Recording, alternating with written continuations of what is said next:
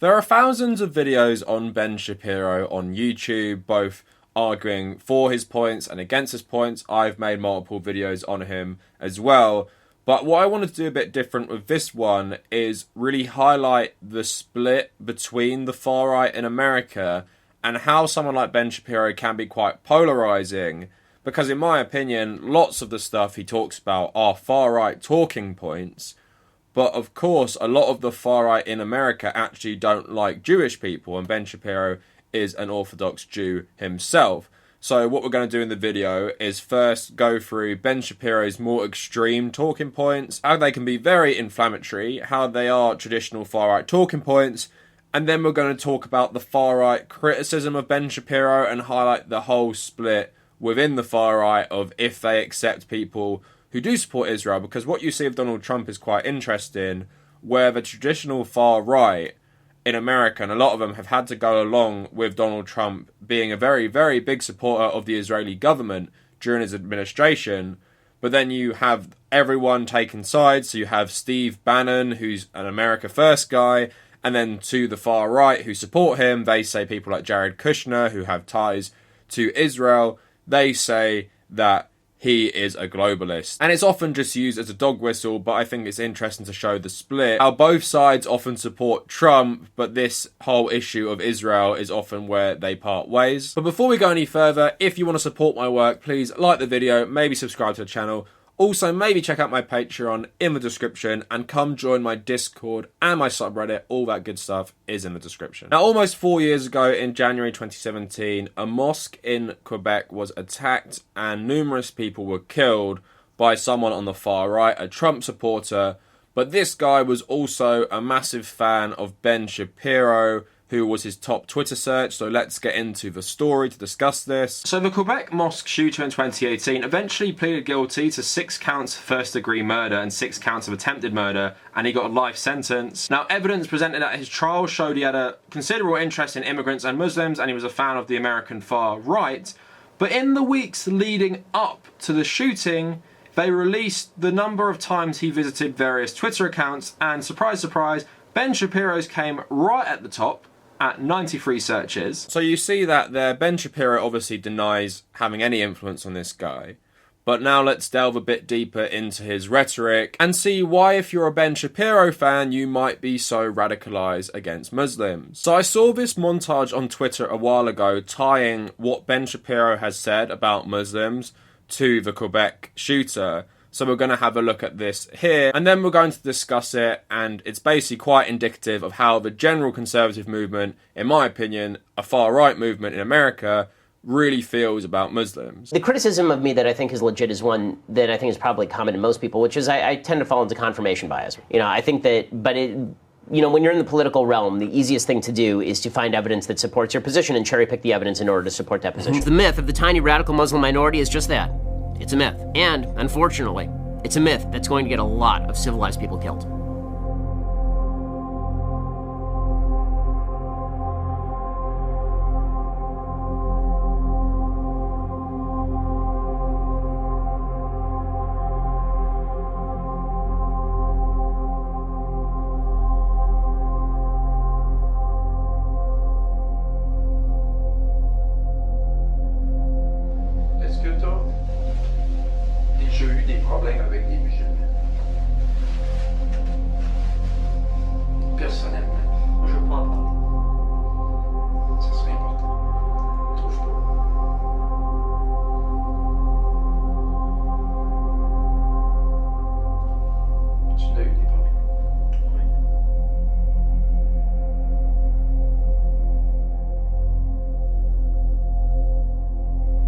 Now, the question isn't whether Islam itself is violent. It's what its adherents believe, because that's what they act upon. There's plenty of violent material in the Old and New Testaments. Hey, I'm an Orthodox Jew. I read the Old Testament a lot. But believers in those particular texts are not currently ramming airliners into towers, or beheading journalists, or mutilating female genitalia.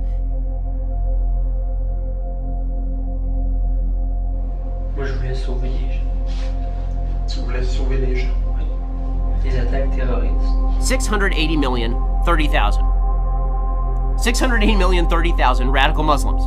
Je suis comme sûr qu'ils vont venir comme tuer mes parents aussi, ma famille. And it seems fair to assume that similar proportions of people in countries like, say, like Algeria, Syria, Sudan, Saudi Arabia, Yemen, Tunisia, Somalia, and Libya are also radicalized. And if they are, then, well, we're above 800 million Muslims who are radicalized. J'en suis convaincu. More than half the Muslims on Earth. That's not a minority, that's now a majority. And that's still not even surveying hundreds of millions of Muslims in other countries. C'est ça pour ça, tu sais, que fallait que je fasse quelque chose. So that montage there is pretty damning, and he also seems to pull a lot of these numbers and countries out of his arse, because how he can't see that the countries he lists are not the same, they're often not very similar. So you're talking about Sudan and Algeria, they're really not the same. A lot of ex-Arab socialist countries are more secular. The ones you find in North Africa are more secular, including Morocco, Algeria, Tunisia, Egypt. Of course, Islam still plays a role in their society. There are radical Muslims there. But Ben Shapiro is saying there are 500 million Muslims who are basically the same as ISIS, and it could be even higher than that. It's obviously not true. He obviously hasn't done the research. It comes from a place of insane bigotry. And you saw all his tweets there. And need I remind everyone, he was older than me when he makes pretty much all of these comments, including the one about Israelis loving to build things and Arabs loving to live in sewage and bomb things. He was older than me, basically. So it's not an excuse. He was young and, he was maybe 15 on Twitter, parroting some far-right guys. He went to Harvard, he's clearly an educated person, but he still can't make a good argument. And of course, like he said, he likes to cherry pick things. And yes, in a lot of Islamic countries, you have laws against the LGBT community, you have laws against atheists, you have laws against women, but the rate that these are enforced are different across them. I'm not making excuses for them, but it is just different. And even very hardline conservative Muslims, let's say Islamists, aren't always radical Muslims in the sense they're like ISIS. They're not going to go out and kill people, for example. The Muslim Brotherhood is a big scary one for people in Egypt. Muslim Brotherhood traditionally has worked with trade unions, has worked within communities to build their support base. They haven't gone out and killed people and done terrorist attacks and everything like that because they know it would alienate a lot of people in Egypt specifically. They do have links to other more radical organisations. But again, that is a hardline Islamist group.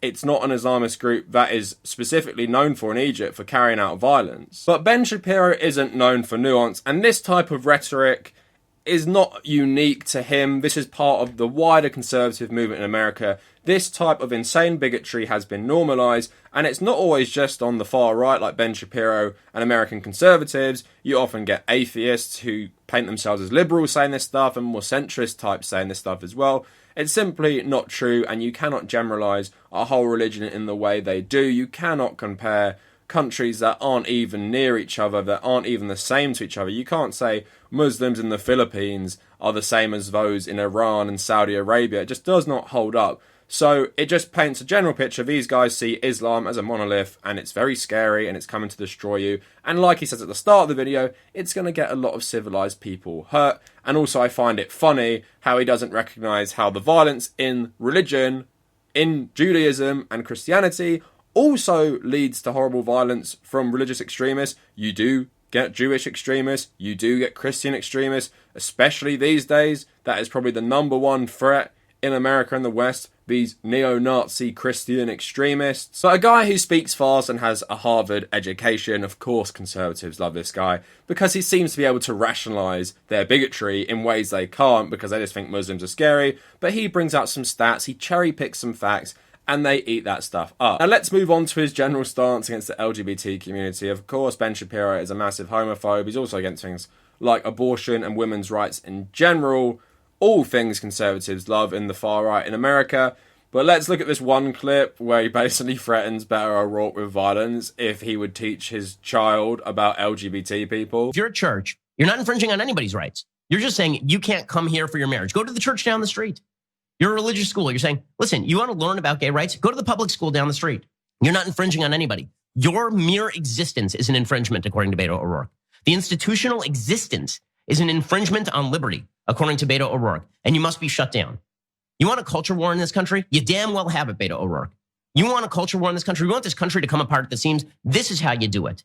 Because I promise you, if you come to tell me that you're going to indoctrinate my kids in particular policy, and that I can't pull my kid out of the school and send my kid to a school I want to send them to, that I can't go to the church or synagogue that I want to go to, And if you make that national policy, not just California policy where I can move, but national policy, people are not going to stand for that. They're not going to stand for that. And if you send a truant officer to remove my child, I have two choices at that point, right? If I have no place to move because you've now made this national federal policy, I now have two choices. One is to leave the country utterly. Two is to pick up a gun. Those are the only choices that you have left me. And now people on like, oh, this is, how could you say stuff like that? How could you be so extreme? It's not extreme to defend the fundamental rights the Constitution was created in order to protect. Beto O'Rourke does not get to raise my child. And if he tries, I will meet him at the door with a gun. That is insane. That is insane. If he tries to remove my child from my home, and well, he's not suggesting that. Where do you think this goes? That just shows you how much of an outward bigot Ben Shapiro is. Beto O'Rourke basically proposed that you should learn about LGBT people from a young age to help make it more normalized and accepted. Of course, Ben Shapiro freaks out about that. He doesn't want his kids to learn about that, wants them to stay bigoted and intolerant just like him.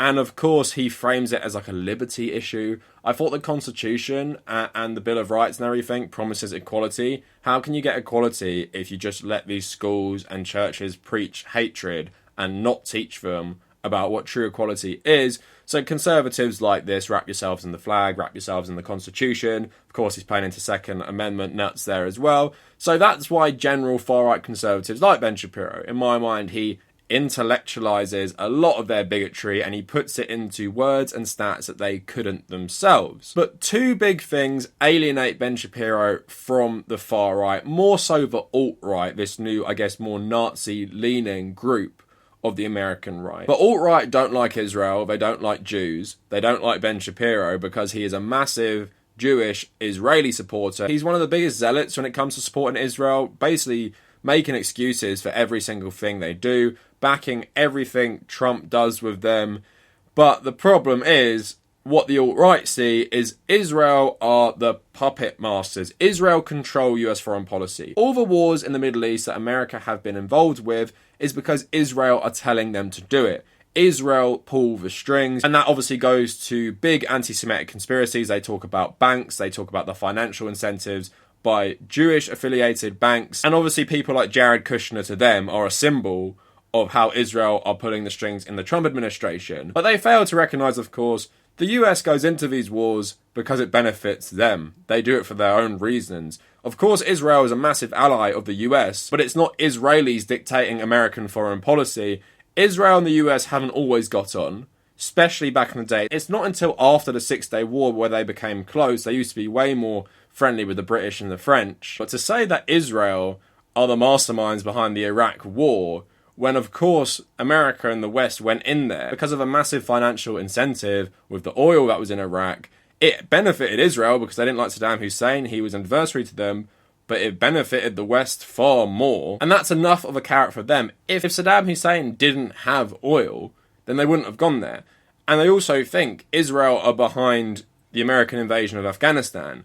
Of course, America likes having a base in Afghanistan because it's close to China and it's close to Pakistan. So there's always a massive incentive for America to get involved in these wars. Now, Nick Fuentes, I think I'm saying that right, is this going to be another Walshy situation where I can't get someone's name right?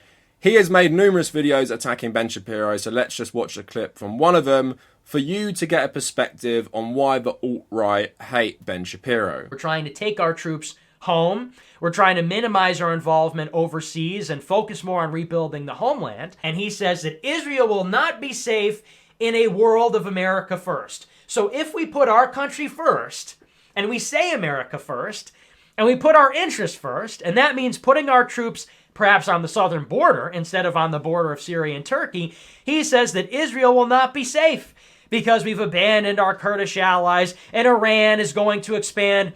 And to me, this highlights the fundamental issue in our foreign policy, which is that you have the neoconservative establishment comprised largely of Jewish Zionists, and that's not everybody that is a neocon is a Jewish Zionist, but almost all the influential ones in government and in media are that. You know, Shapiro, Brett Stevens, Bill Kristol, all these characters. Sure, Dan Crenshaw is a goy, okay? He's a white guy. He, I believe, is nominally a Christian, perhaps. I'm not sure about that. So not every neocon is a Jewish Zionist, but we understand there is an overwhelming influence, and we know why that is. The neocons are trying to push us to go to war in the Middle East to benefit who? Who is the beneficiary of all of this? Israel.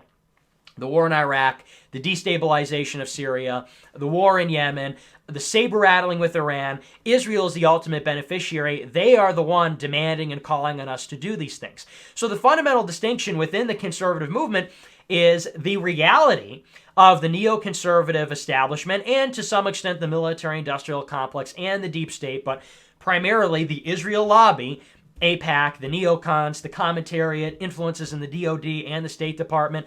So you've got this reality of this institution which has existed on the right and prevailed for decades, and you've got the rhetoric of the Trump administration, which is America first. And these cannot coexist. Because America first says we have to pull out of the Middle East. We have to put our own country first. Our concern is America first, second, third, fourth, fifth, sixth. That's our only concern, in fact, right? And that means that we're not going to be fighting other countries' wars. We're not even going to be concerned so much with other countries' safety. So, of course, it's not to say that Israel is the fixation, but the foreign wars are, and who's sort of at the foundation of that? Who is the basis from which we have launched all these wars? Well, I think it's the Israel lobby. That is why this fundamental difference must be confronted and discussed. This issue has to be forced. So there you just have a guy articulating some points I said. Now, people often feel like America First people can be natural allies because they seemingly are anti-war and anti-intervention, but just like with Nick Fuentes and everything, it doesn't come from a place of being anti-violence.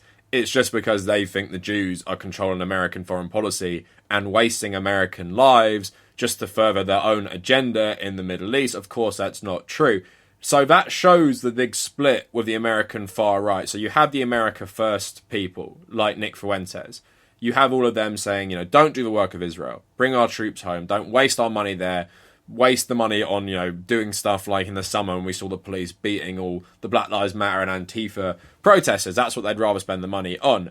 But then you have, I'd say, the majority of the far right in America. And again, I'm using the far right as a standing for conservative because American conservatism is so far right. Everything Ben Shapiro says that I've showed you today is something normal to them. They often see being pro-America as being pro-Israel. It's really wrapped up in their version of patriotism. It also helps that a lot of conservatives are also evangelicals who love Israel, but not for reasons you think. They don't suddenly love Jewish people.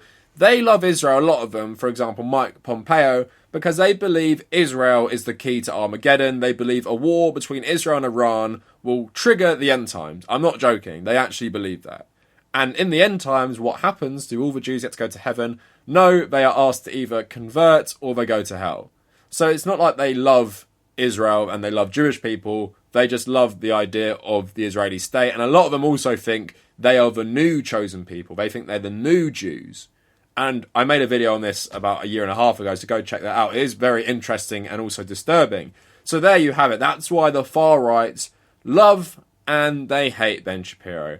They love him for his bigoted views on Islam and the LGBT community. A lot of them also love him for being very, very pro-Israel. But then on the other side, the alt-right America Firsters, who also love Trump, hate Ben Shapiro because he's so pro-Israel. And I just find it funny that they can still support Donald Trump because Ben Shapiro supports a lot of Donald Trump's Middle Eastern policy towards countries like Iran, towards countries like Israel. So it's funny that they seemingly ignore that, but we know all these MAGA people and America Firsters live in a conspiracy world where Donald Trump maybe isn't calling the shots on Israel. It's probably someone like Jared Kushner. But anyway, let me know what you guys think in the comments. Please like the video if you liked it. Maybe subscribe to the channel. Also, check out my social medias in the description. Check out my Patreon. Come join my Discord and come join my subreddit. And if you made it this far, thank you for watching.